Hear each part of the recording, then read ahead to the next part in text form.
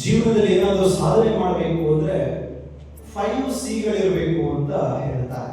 5 ಸಿಗಳು. ಈಗ ನೀವೆಲ್ಲ ಕುಳಿತಿದ್ದೀರಿ, ನಿಮ್ಮ ಮನಸ್ಸಲ್ಲಿ ಏನೋ ಒಂದು ಗೋಲ್ ಇರುತ್ತೆ, ನಾನು ಇಂಥ ಗೋಲನ್ನು ರೀಚ್ ಆಗಬೇಕು, ನನ್ನ ಲೈಫಲ್ಲಿ ಇಂಥದನ್ನ ಅಚೀವ್ ಮಾಡಬೇಕು ಅಂತ. ಆದ್ರೆ ಯಾವ ವ್ಯಕ್ತಿ ತನ್ನ ಜೀವನದಲ್ಲಿ ಏನಾದರೂ ಅಚೀವ್ ಮಾಡಬೇಕು ಅಂತ ಅಂದುಕೊಂಡಿರ್ತಾರೋ ಅಂತ ಪ್ರತಿಯೊಬ್ಬರು ಕೂಡ ಈ 5 ಸಿಗಳನ್ನ ಮರೆಯದ ಹಾಗೆ ನೆನಪಿಟ್ಟುಕೊಳ್ಬೇಕು. ಯಾವುದು ಅಂದ್ರೆ ನಂಬರ್ 1 ಕಮಿಟ್ಮೆಂಟ್, ನಂಬರ್ 2 ಕ್ಲಾರಿಟಿ. ಮೊದಲನೇದು ಕಮಿಟ್ಮೆಂಟ್, ಬದ್ಧತೆ ಅಂತ ಕರೀತಾರೆ. ಎರಡನೇದು ಕ್ಲಾರಿಟಿ, ಸ್ಪಷ್ಟತೆ ಅಂತ ಕರೀತಾರೆ. ಮೂರನೇದು ಕನ್ಫ್ಯೂಷನ್ ಇಲ್ಲದೆ ಇರೋದು, ಗೊಂದಲ ಇಲ್ಲದೆ ಇರೋದು ಅಂತ ಕರೀತಾರೆ. ನಾಲ್ಕನೇದು ಕಾನ್ಸಂಟ್ರೇಷನ್, ಏಕಾಗ್ರತೆ ಅಂತ ಕರೀತಾರೆ. ಐದನೇದು ಕ್ಯಾರೆಕ್ಟರ್, ವ್ಯಕ್ತಿತ್ವ ಅಂತ ಕರೀತಾರೆ. ಯಾವ ವ್ಯಕ್ತಿಗೆ ನಾನು ನನ್ನ ಜೀವನದಲ್ಲಿ ಏನು ಮಾಡಬೇಕು ಅನ್ನೋ ಕಮಿಟ್ಮೆಂಟ್, ಬದ್ಧತೆ ಇರೋದಿಲ್ವೋ ಅಂತ ಯಾವ ವ್ಯಕ್ತಿಗೂ ಕೂಡ ಕ್ಲಾರಿಟಿ, ಸ್ಪಷ್ಟತೆ, ಏನು ಮಾಡಬೇಕು ಲೈಫ್ ಅಲ್ಲಿ ಏನೋ ಕ್ಲಾರಿಟಿ ಇರೋದಿಲ್ಲ. ಯಾವ ವ್ಯಕ್ತಿಗೆ ಕ್ಲಾರಿಟಿ ಇರೋದಿಲ್ವೋ ಅವರಿಗೆ ಲೈಫ್ ಪೂರ್ತಿ ಕನ್ಫ್ಯೂಷನ್. ಯಾರಿಗೆ ಲೈಫ್ ಪೂರ್ತಿ ಏನ್ ಮಾಡಬೇಕು ಅನ್ನೋ ಕನ್ಫ್ಯೂಷನ್ ಇರುತ್ತೋ ಅಂತವರಿಗೆ ಕಾನ್ಸಂಟ್ರೇಷನ್ ಕೂಡ ಇರೋದಿಲ್ಲ. ಯಾವ ಕೆಲಸದ ಕಡೆ ಕಾನ್ಸಂಟ್ರೇಷನ್ ಕೊಡಬೇಕು ಕಾನ್ಸಂಟ್ರೇಷನ್ ಇರೋದಿಲ್ಲ. ಯಾರಿಗೆ ಕಾನ್ಸಂಟ್ರೇಷನ್ ಇರೋದಿಲ್ವೋ ಅವರು ಒಂಥರ ಅರ್ಧಂಬರ್ಧ ಹುಚ್ಚರಿದ್ದ ಹಾಗೆ, ಸರಿಯಾದ ಕ್ಯಾರೆಕ್ಟರ್ ಕೂಡ ಇರೋದಿಲ್ಲ. ಕೊನೆಗೆ ಎಲ್ಲೋ ಹುಟ್ಟಿ ಎಲ್ಲೋ ಬೆಳೆದು ಎಲ್ಲೋ ಒಂದು ಕಡೆ ಮಣ್ಣಲ್ಲಿ ಮಣ್ಣಾಗಿ ಹೋಗ್ತಾರೆ. ಆದರೆ ಈ 5 ಸಿಗಳಿಗೆ ಬೆಸ್ಟ್ ಎಕ್ಸಾಂಪಲ್ ಯಾರಪ್ಪ ಅಂದ್ರೆ Shri Swami Vivekananda.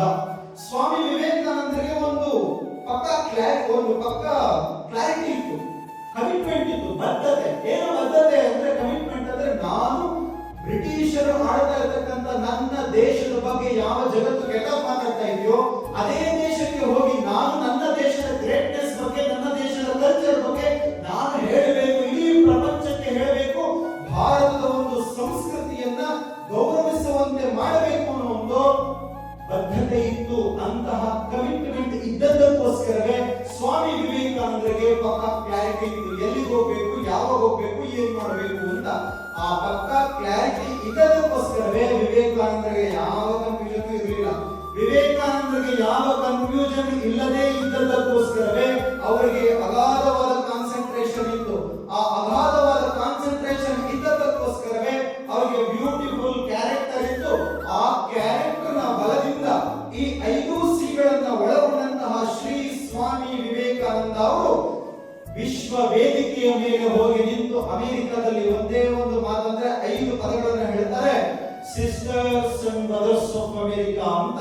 Sisters and brothers of America ಅಂತ ಹೇಳಿದ ಆ 5 ಪದಗಳ ವ್ಯಕ್ತಿತ್ವದಿಂದ ಬಂದಂತ ಆ ಮಾತುಗಳಿಗೆ ಯಾವ ಜಗತ್ತು ಭಾರತ ಅಂದ್ರೆ ಒಂಥರ ಬ್ಲೇಮ್ ಮಾಡ್ತಾ ಇತ್ತು, ಟೀಸ್ ಮಾಡ್ತಾ ಇತ್ತು, ಅಂತಹ ಜಗತ್ತು ಭಾರತಕ್ಕೆ ಎದ್ದು ನಿಂತು 5 ನಿಮಿಷಗಳ ಕಾಲ ಚಪ್ಪಾಳೆ ತಟ್ಟುತ್ತೆ ಅಂದ್ರೆ ಒಬ್ಬ ವ್ಯಕ್ತಿಯ ಶ್ರೇಷ್ಠತೆ ಹೇಗಿರಬೇಕು, ಸಾಧಿಸಲು ಹೊರಟಿರ್ತಕ್ಕಂಥ ಪ್ರತಿಯೊಬ್ಬ ವ್ಯಕ್ತಿಯು ಕೂಡ ಈ 5